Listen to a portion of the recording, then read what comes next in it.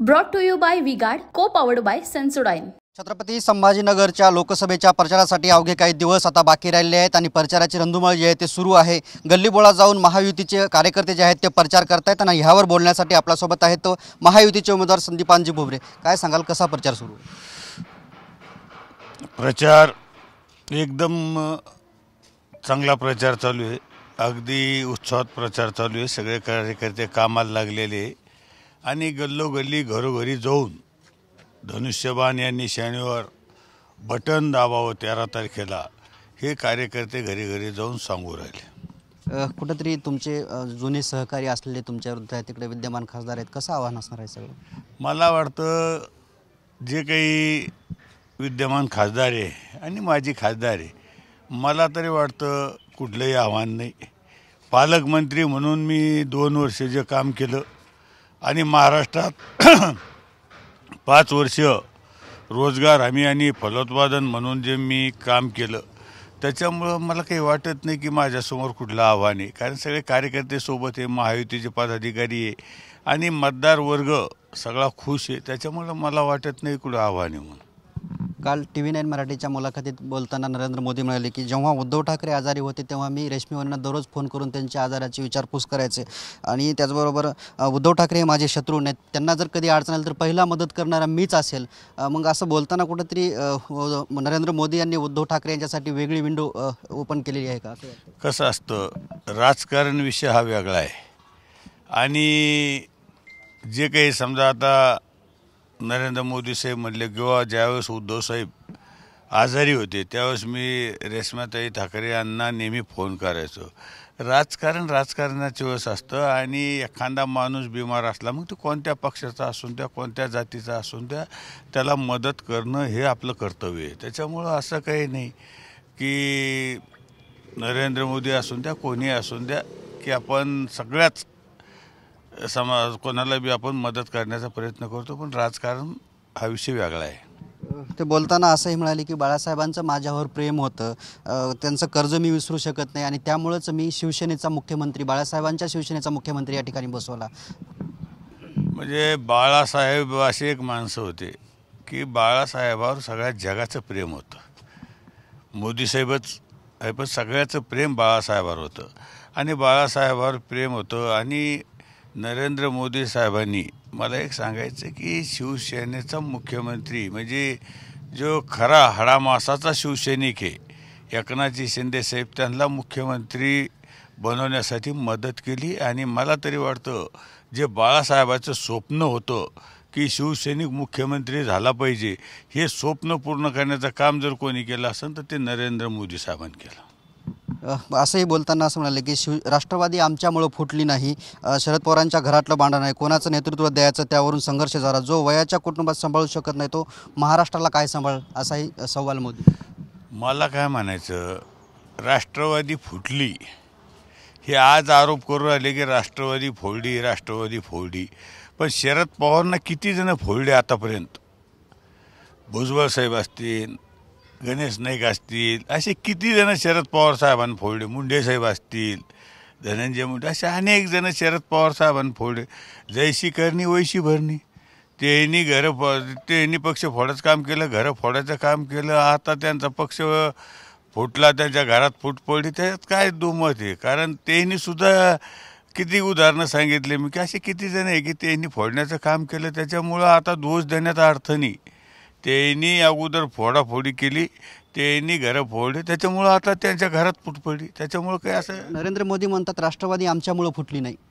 मी आज मी सांगतो ना की नरेंद्र मोदी साहेबांना राष्ट्रवादी फोडायचं काही कारण नाही। त्यांचं वैयक्तिक कोणी नेतृत्व करावं, काय करावं, त्यांचा विषय आपण त्यांच्या मुलाखती अजितदादाच्या तोंडून ऐकलेले आहे। तुम्ही आम्हाला दाखवलेलं आहे की मी का फुटलो का नाही, हे तुम्ही दाखवलं आम्हाला। त्याच्यामुळं कोणाला दोष देण्यात काही अर्थ नाही।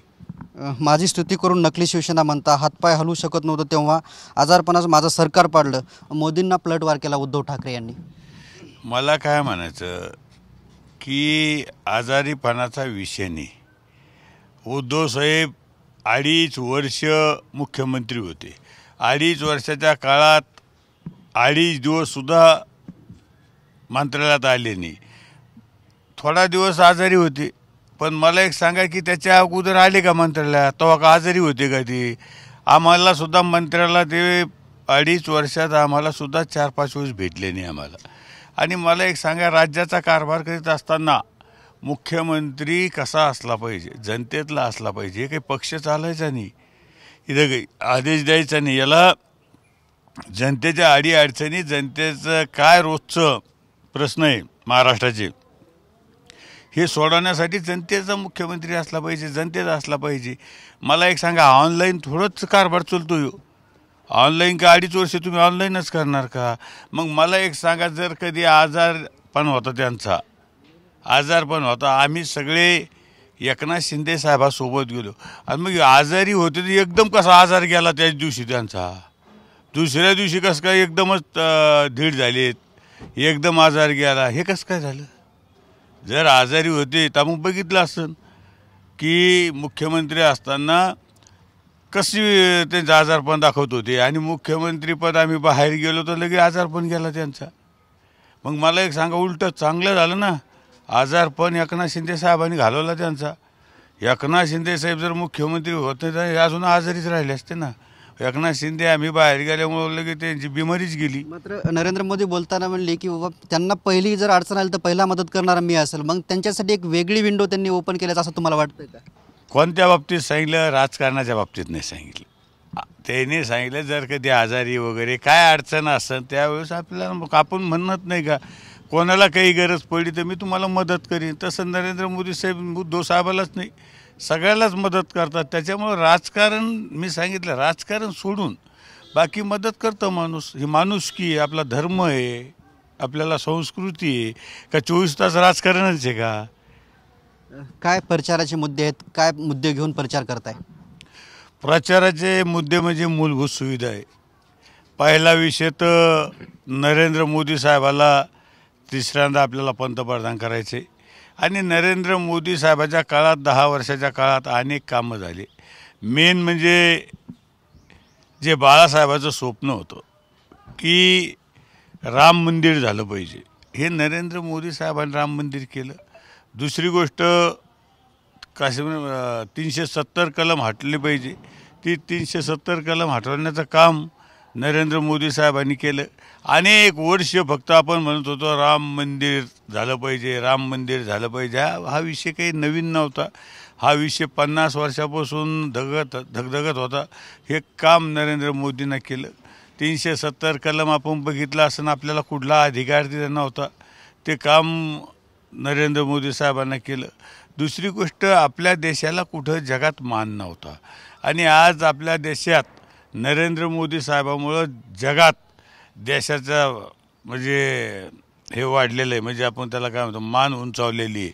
ही केवळ नरेंद्र मोदी साहेबामुळं आपल्या देशाला चांगलं, म्हणजे आता चांगले म्हणजे दिवस, आणि मला वाटतं अर्थव्यवस्था वाढली, आणि भारत स्वतः म्हणजे भारत सुरक्षित तर आपण सुरक्षित, ह्या पद्धतीनं नरेंद्र मोदी आल्यापासून आपण सगळे सुरक्षित आहे. अशा पद्धतीनं नरेंद्र मोदी हे तिसऱ्यांदा पंतप्रधान पाहिजे.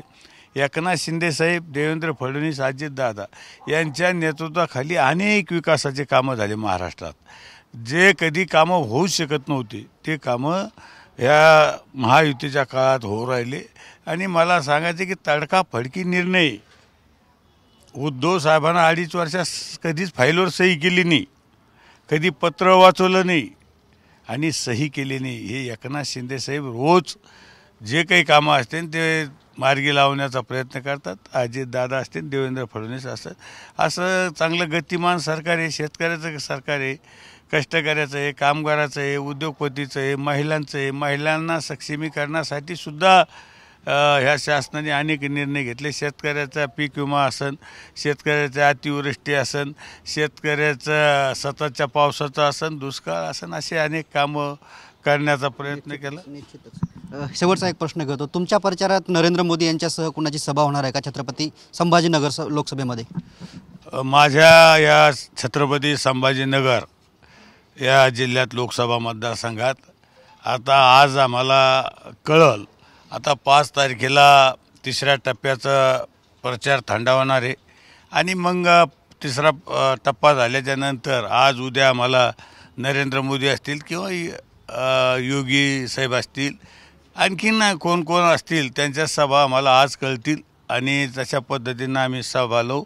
मला खात्री आहे की सभा एकदा निश्चित होणार आहे आणि याचा प्रतिसाद एक सांगतो खूप काही प्रतिसाद आहे. त्याच्यामुळं सभा आम्ही निश्चित आज कोणाकोणाच्या घेता येतील त्याच्यासाठी आम्ही प्रयत्न करू. निश्चितच हे होते महायुतीचे उमेदवार संदीपानजी भुमरे. छत्रपती संभाजीनगर लोकसभेमध्ये नरेंद्र मोदीसह योगी आदित्यनाथ यांची सभा होण्याची शक्यताही त्यांनी वर्तवली आहे. कॅमेरामन हर्षल निकमसह मी Ramesh Chendke, TV9 Marathi, Chhatrapati Sambhajinagar. Brought to you by V-Guard, co powered bye Sensodyne.